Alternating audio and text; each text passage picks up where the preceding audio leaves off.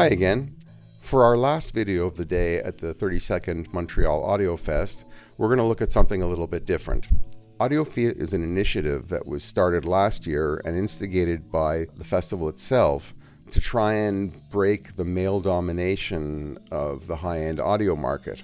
And it shouldn't be called a man cave anymore, it should just be called a person cave. So let's go and talk to the people at Audiofilles. So I guess first thing would be to tell me a little bit about how Audiofilles came to happen. Well, first it was an idea of, like you said, Michel and Sarah. So they wanted to put the light on the girls that are passionate about audio, and mainly all the girls that in this room. We are all passionate about music first, and audio, of course, and vinyl. This is what we have of equipment that we have here to play. It's so yeah. Yeah, and how last year it was? You said it was Totem or Focal?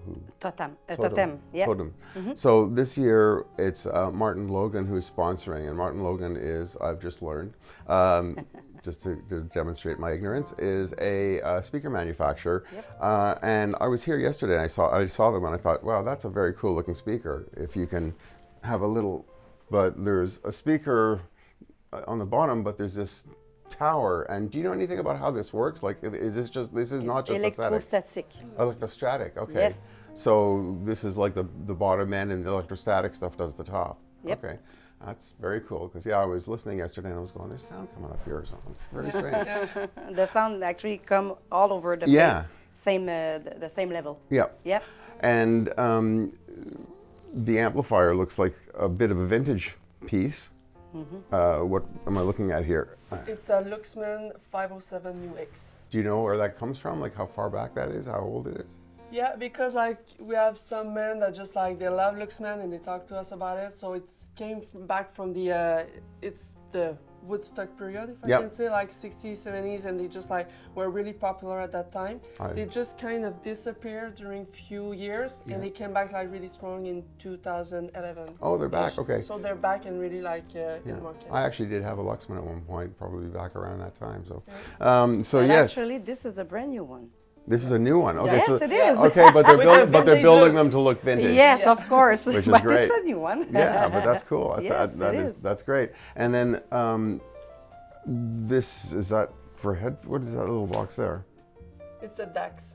Oh, it's just a DAC. Okay. It's a DAC. Yes. Okay. And then the turntable is made. Is it who makes that? I can't see. Tri-Art. Tri-Art. Yep. And is wood their thing? Is that sort of one of the things about them, that they use a lot of wood in their construction, or? Yes, it's bamboo. Bamboo. Bamboo. Yep. And what is it about bamboo that makes for a good turntable?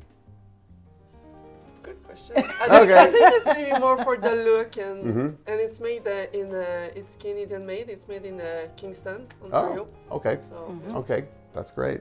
And I'm assuming the vinyl is all coming from your personal collections? Yes, yes it is. It's a pretty wide range of stuff there, I saw. Oh yeah. We went from Alice Cooper to what we're going to try here is a bit of John Coltrane from the recovered lost album that was released, I think, last year. And was an unexpected find of some sessions from Coltrane with the classic quartet with McCoy Tyner and Jimmy Garrison and Elvin Jones. One of the things I do want to talk about, though, and I'm kind of curious how you feel about it, and this gets kind of dicey, but we'll see where it goes, is I've been around since the 60s when, feminism was really a strong thing.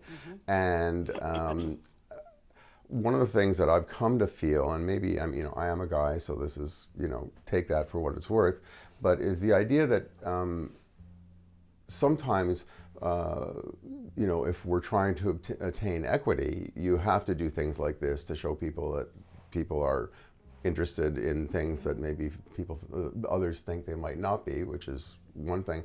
You know what I mean? Mm-hmm. And how do you feel about that? I mean, because I'm a guy, so, but I've talked to my wife about this a lot, just the idea that, how far do you go in the world of music, for example, to say that, she's a great guitarist for a woman. That's a really horrible thing to say. She's a great guitarist, right? So same thing here, like, I mean, how, you know what I'm saying? How do you feel about the idea? Do you have any worries that it kind of works against the idea of creating a sort of equity? I don't know. Okay, I see where you're going. Yeah, and I don't mean this. I'm not meaning this to be difficult or sexist or anything. I'm more thinking, like in terms of truth, like about when you want to attain an equitable situation. I mean, sometimes you have to do things to bring attention. Sometimes over time they evolve, and sometimes it's a bit of both. So I don't know what you think about all that. Do you have any? Well, I think it was the main purpose of all this is just to tell the people that we're present. Yeah. Because we know that the audio world is mainly, I can say, mainly 90% of men.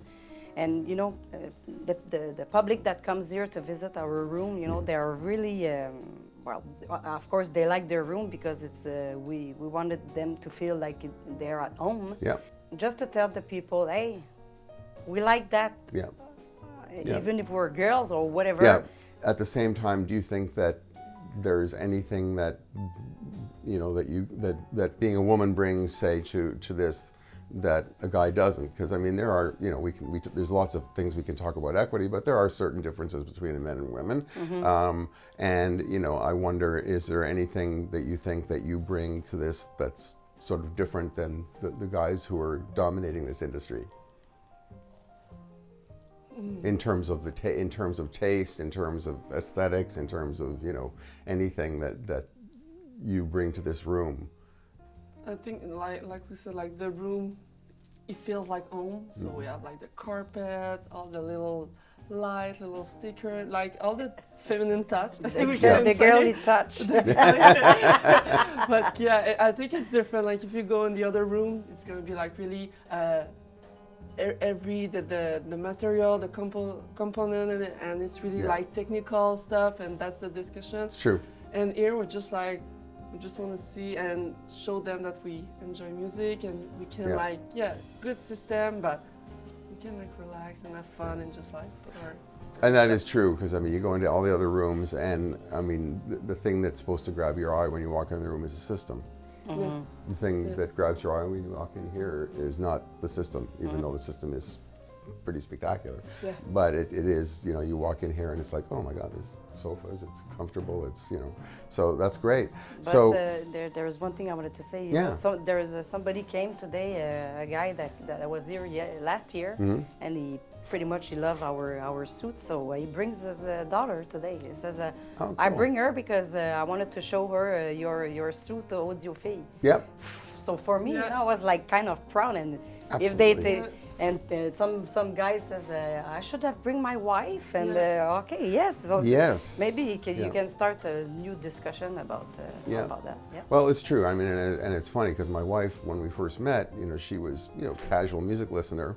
But 30 years later, I mean, she has really, really strong, defined taste in music, and is as much about listening as I am now, which is really great. In fact, when we make dinner at night, we alternate. One night it's my choice of what to listen to. The next night it's what she wants to listen to. So I might put on John Coltrane, or I might put on Buck Owens, and she more than likely will put on a classical countertenor, because that's her big thing right now. So, but she always tells me, I'm not going to hear the difference. I said, well, I just got these new headphones. Wait till you hear this. She says, I'm not going to hear any difference. And then I put them on her ears, and she goes, whoa.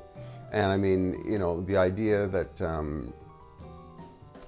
that people can, you don't have to be an expert to be able to hear good music, or to be able to discern quality in the stuff that's here. Yes. So that sounds like a good thing to me, and it sounds like this has been a successful venture to do it. So it's going to continue into next year as well. Is that the plan? Of course. Oh yes. Of course. Oh yes. Excellent. That's good to hear. Okay, well, why don't we take a few minutes and have a listen to some John Coltrane. What I'm looking at playing is one of the multiple versions of Impressions that is, since you're vinyl here, the second LP, side A, track 3. And that's a wrap for my coverage of the 2019 Montreal Audio Fest. Be sure to like or subscribe to our YouTube channel to see more videos from the festival and perhaps some other videos from All About Jazz to come.